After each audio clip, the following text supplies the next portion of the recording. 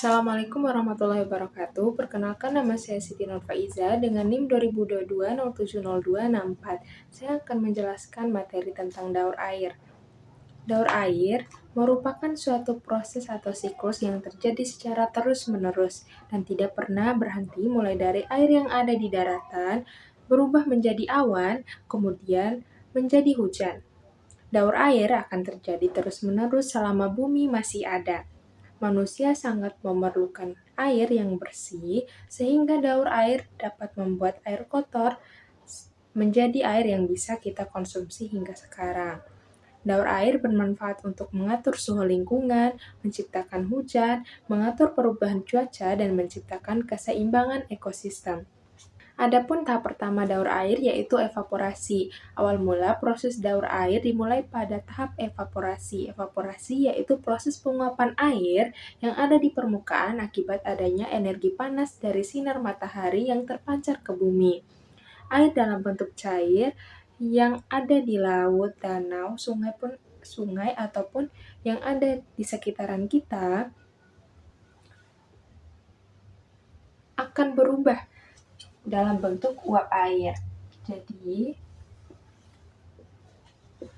evaporasi adalah tahap penguapan air.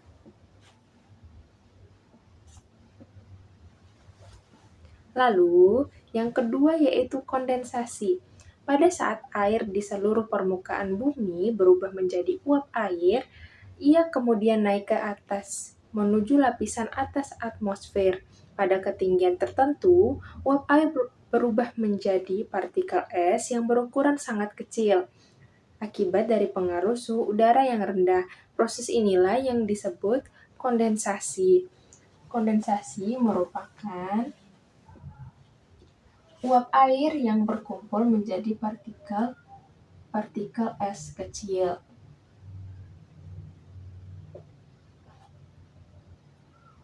Atau bisa kita sering lihat, atau biasa kita sering lihat yaitu awan mendung.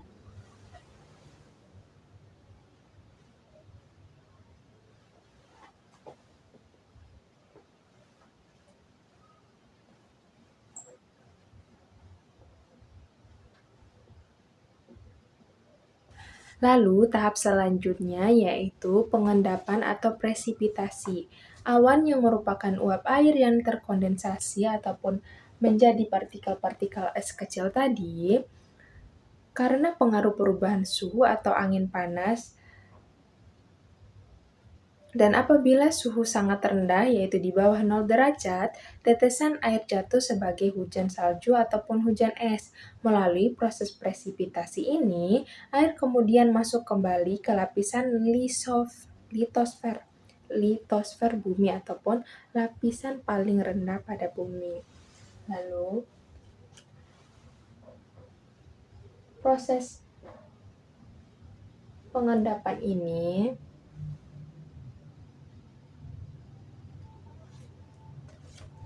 yaitu awan-awan berubah atau turun menjadi hujan.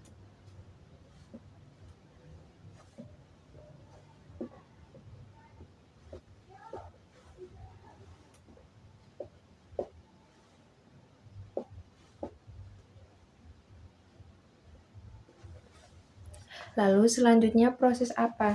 Yaitu infiltrasi ataupun penyerapan air ke dalam tanah. Infiltrasi adalah proses ketika air yang jatuh ke permukaan tanah meresap ke dalam pori-pori tanah dan masuk ke dalam lapisan bawah tanah. Proses ini sangat penting untuk mengisi cadangan air tanah yang digunakan oleh tumbuhan, hewan, dan manusia. Air hujan ini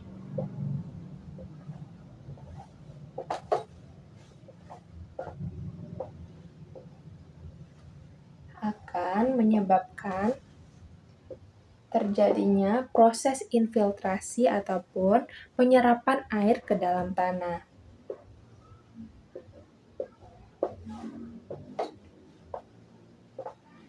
Dari proses penyerapan ini bisa dimanfaatkan oleh tumbuhan, hewan, maupun manusia. Adapun ciri dari proses infiltrasi yaitu, pertama, air yang jatuh ke bumi tidak semuanya langsung mengalir ke sungai ataupun laut. Sebagian air diserap oleh tanah. Maka dari itu, terjadinya proses penyerapan. Lalu, tanah yang gambur, berpasir dan tidak tertutup aspal lebih mudah menyerap air. Lalu, air yang masuk ke tanah akan menjadi air tanah yang digunakan oleh tumbuhan melalui akarnya untuk membantu proses fotosintesis pada tumbuhan. Lalu, cadangan air tanah ini juga penting untuk sumur mata air dan menjaga kelembapan tanah. Jadi, proses infiltrasi ataupun penyerapan air ke dalam tanah ini sangat penting bagi proses pertumbuhan ataupun proses daur air. Lalu, faktor yang mempengaruhi infiltrasi ataupun yang memengaruhi infiltrasi. Yang pertama yaitu jenis tanah. Tanah liat menyerap lebih sedikit dibanding tanah pasir. Itu mengapa pada tumbuhan, ada beberapa tumbuhan yang tidak bisa ditumbuhi pada tanah pasir. Lalu, tutupan lahan. Semakin banyak tanaman, semakin besar daya serapnya. Lalu, intensitas hujan. Hujan deras bisa menghambat infiltrasi karena air mengalir terlalu cepat.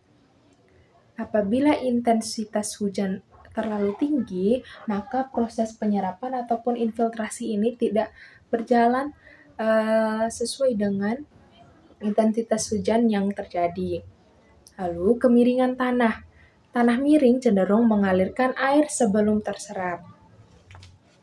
Lalu, apa proses yang terjadi selanjutnya ataupun proses daur air selanjutnya, yaitu runoff ataupun limpasan permukaan. Runoff atau limpasan permukaan adalah proses ketika air hujan yang tidak terserap oleh tanah mengalir di atas permukaan tanah menuju sungai, danau, ataupun air laut. Air ini ikut membawa partikel tanah, sampah, atau bahkan bahan kimia yang ada di permukaan. Jadi, apabila tidak terjadi ataupun intensitas hujannya terlalu tinggi, akan terjadi proses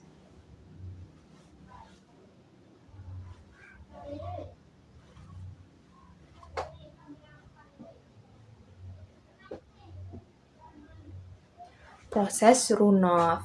Proses ini terjadi ketika tanah sudah jenuh air, tertutup bangunan atau aspal, atau saat hujan terlalu deras. Jadi apabila tidak terserap oleh tanah, maka air hujan yang turun tersebut akan menjadi runoff ataupun akan mengalir deras ke permukaan air seperti air laut, air sungai, ataupun danau. Lalu, proses ini penting karena membantu mengembalikan air ke laut, sehingga daur air dapat berlangsung terus-menerus.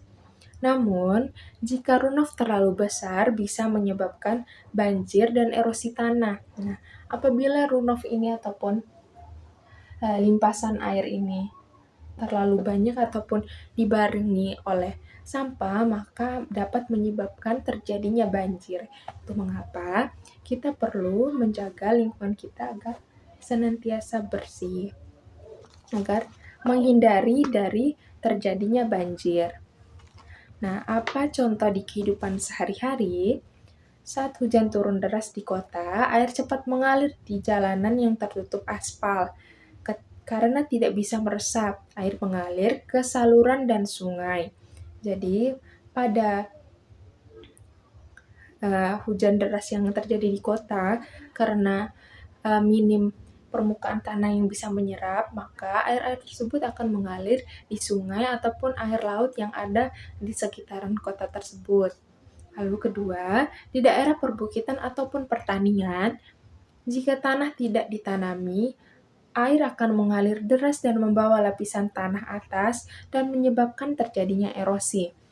Lalu, yang terjadi pada perbukitan ataupun pertanian karena minim adanya penyerapan ataupun tumbuh-tumbuhan yang ada pada permukaan tanah, yang ada pada permukaan tanah, maka dapat menyebabkan terjadinya erosi. Sehingga itu mengapa perlu adanya daya serap tinggi pada pegunungan ataupun pertanian. Lalu, apa saja kegiatan manusia yang dapat mempengaruhi daur air? Salah satunya, daur air merupakan proses alami, artinya daur air akan terjadi terus-menerus dengan sendirinya. Daur air dapat terganggu karena adanya gangguan pada ekosistem ataupun lingkungan. Lalu, gangguan pada lingkungan seringkali disebabkan oleh manusia. Kegiatan manusia yang dapat mempengaruhi daur air diantaranya yaitu pertama, ada penebangan hutan. Keberadaan hutan di permukaan bumi menyebabkan air hujan tidak langsung mengalir ke sungai. Air akan terserap ke dalam tanah dan tertahan oleh akar-akar tumbuhan di hutan. Akhirnya, air yang meresap itu terkumpul di lapisan tanah kedap air. Air tersebut akan keluar dalam bentuk mata air. Hilangnya pepohonan di hutan menyebabkan hutan tidak dapat menyimpan air. Ketika turun hujan, air hujan akan langsung mengalir ke sungai sehingga dapat menyebabkan banjir. Mata air menjadi kering serta timbul lahan kritis di berbagai daerah. Hal seperti itu menyebabkan daur air berlangsung tidak sempurna. Apabila terjadi penebangan pohon, maka air-air yang turun tadi ataupun air hujan yang turun tidak dapat terserap sempurna oleh pohon-pohon ataupun akar-akar tumbuhan, sehingga tidak menyebabkan adanya mata air.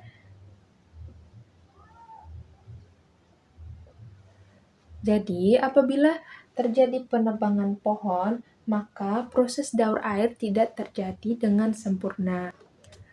Lalu yang kedua, membuang limbah di aliran air atau sungai. Kegiatan industri juga mempengaruhi secara tidak langsung daur air.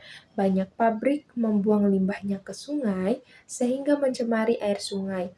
Pencemaran air juga dapat meresap ke dalam sumur penduduk. Ini akan mengganggu ketersediaan air bersih bagi manusia. Jadi, selain pada adanya penebangan pohon tadi, membuang limbah ke aliran air ataupun sungai dapat menyebabkan proses daur air terganggu, sehingga air-air tersebut tidak dapat kita rasakan manfaatnya secara langsung. Jadi, itulah 5 tahapan proses daur air. Kita sebagai manusia ataupun makhluk yang menggunakan air secara langsung perlu melakukan penjagaan terhadap lingkungan kita, baik lingkungan di sekitar kita ataupun lingkungan yang tidak bisa kita jangkau, yaitu dengan membuang sampah pada tempatnya, tidak melakukan penebangan pohon, ataupun tidak mengganggu proses terjadinya daur air, seperti merusak mata air ataupun hal-hal yang menyebabkan terganggunya proses daur air ataupun terganggunya ekosistem kita. Baik, itulah materi dari saya tentang daur air. Apabila ada kekurangan, saya mohon maaf. Wabillahi taufiq wal hidayah. Wassalamualaikum warahmatullahi wabarakatuh.